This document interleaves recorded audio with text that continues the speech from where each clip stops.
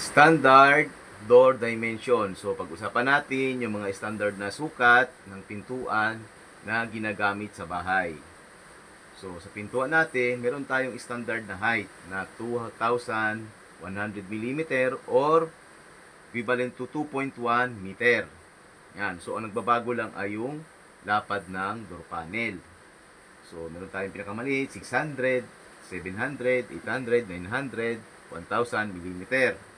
Ang doorknob naman ay merong standard height na yan na galing sa flooring na 1 meter. So, umpisa tayo sa pinakamaliit. Ang pinakamaliit natin na pintuan na ginagamit sa bahay ay 600 mm at yan ay ginagamit sa toilet. Dahil lalo na pagka maliit lang yung bahay at maliit lang din yung toilet.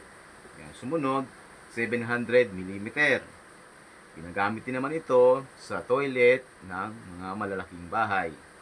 At lalo na kung mayroong malaking toilet. Pero typical, ginagamit din ito sa service area para doon sa mga exit door. Okay? At sa mga maliit na bahay din, ginagamit ito as pintuan para sa bedroom. Ang next ay 800 mm. Yan, standard yan. Ito dapat ang minimum na ginagamit sa bedroom. Pero sa mga maliit na bahay, usually katulad sa atin, di ba, maliit lang, ang ginamit nila ditong main door ay 800 mm. Ito naman, 900 mm.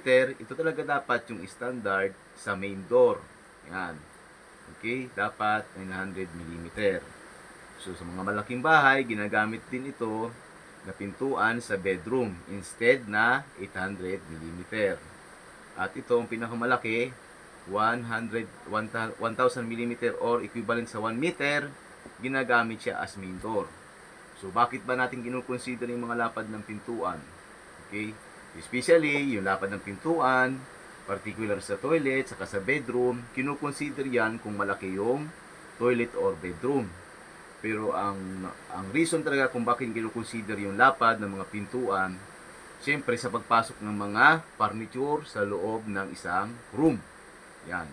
At sa main door naman, kinukonsider din yan yung safety, just in case na for emergency, hindi masikip ang pagdaan do sa main door. Yan. Kaya usually, ginagamit, typical, standard, dapat sa main door, meron tayong 900 mm. Yan. Sa mga malaking bahay, ginagamit yan 1,000 mm o 1 meter. So, minsan pa, may gumagamit din ng double panel. Pero itong pinag-usapan natin ngayon ay single panel door lang. So, okay? So, yan lang.